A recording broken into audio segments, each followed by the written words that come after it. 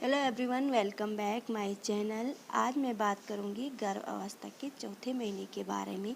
इस महीने तक आते आते आप में और आपके बच्चे में काफ़ी परिवर्तन आ जाते हैं।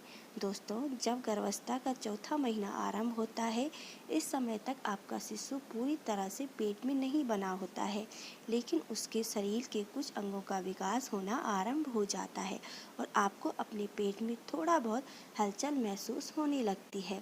इस महीने में शिशु थोड़ा थोड़ा आपके पेट में किक करने लगता है। इस महीने तक आते आते आपका पेट भी अब थोड़ा थोड़ा दिखने लगेगा और पहले की आकांक्षा अब आपको ज़्यादा तकलीफ नहीं होगी। आप खुद को ज़्यादा थोड़ा तरोताज़ा महसूस करने लगेंगे। आपको उल्टी आना, मॉर्निंग वीकनेस, चक्कर आना आपको अब महसूस होना कम हो जाएगा।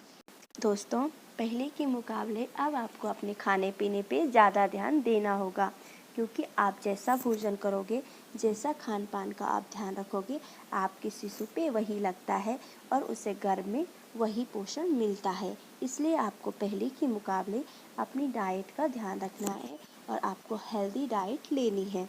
आपको ऐसी डाइट लेनी है जो फाइबर से भरपूर हो, जिसमें पौष्टिक आहार हो और जिसमें फाइबर भरपूर मात्रा में पाया जाता हो। अब तक आपके शिशु की लंबाई 6 इंच तक हो जाती है और उसका आकार जो है एक बड़े संतरे की भांति हो जाता है और अब उसकी हड्डियों का विकास भी होना आरंभ हो जाता है। उसके हाथ, पैर, नाक, कान आदि शरीर के अंगों का विकास धीरे धीरे होने लगता है और उसकी स्किन भी अभी काफ़ी पतली है।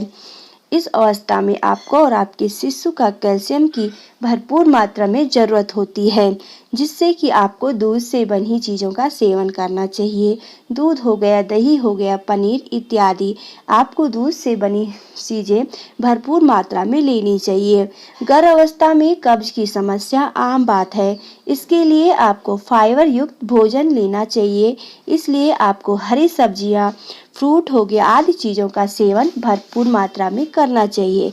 इसके अलावा आप अपने खाने पीने का ध्यान भी अब आप अपने खाने पीने में नॉनवेज का यूज भी कर सकते हैं, लेकिन ध्यान रहे आप जो भी नॉनवेज खाए वह पका हुआ होना चाहिए। और सबसे महत्वपूर्ण बात यह है, आपको इस समय मैदा युक्त भोजन नहीं करना है। मैदे से बनी कोई भी चीज़ आपको नहीं लेनी है।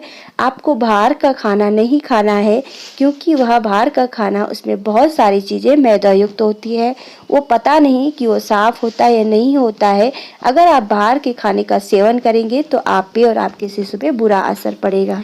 गर्भ अवस्था के दौरान सबसे ज़्यादा महिलाओं को यह डर रहता है कि उसकी प्रीमेच्योर डिलीवरी ना हो जाए, कहीं उसका बच्चा वक्त से पहले ही ना हो जाए, उसका मिसकैरेज ना हो जाए। इसके लिए आपको ताज़े फल फ्रूट का सेवन करना है।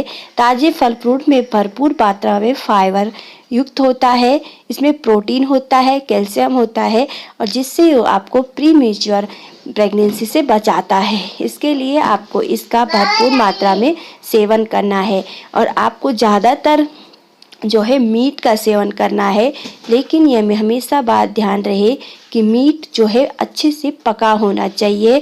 अगर ये पका होगा तो इससे आपको भरपूर मात्रा में पोषक मिलेगा और जिससे आपका और आपके बच्चे का विकास होगा। आपको अपनी पूरी प्रेगनेंसी के दौरान सबसे इम्पोर्टेंट पार्ट है, आपको भरपूर मात्रा में पानी पीना है। आपको एक दिन में लगभग कम से कम 12 या 13 गिलास पानी पीना है। अब जितना ज़्यादा पानी पियोगे, आपको बॉडी जो है उतनी ज़्यादा एनर्जेटिक रहेगी और आपको जो है भरपूर मात्रा में एनर्जी मिलेगी।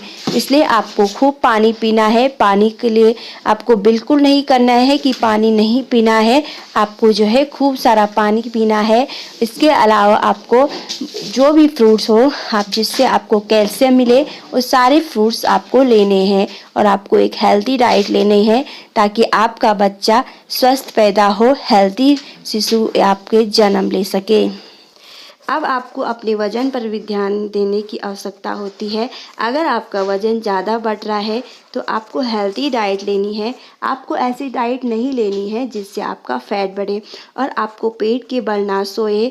ऐसा करने से आपके शिशु में गर्भ में पड़ रहे शिशु पर दबाव पड़ेगा, इस समय आपको भारी वजन उठाने से बचना है। बाएं करवट लेके आप सोए, इससे रक्त प्रवाह रहता है, रक्त प्रवाह ठीक रहता है और गर्भ में शिशु का विकास अच्छे से हो पाता है। मिलती हूँ आपसे अगली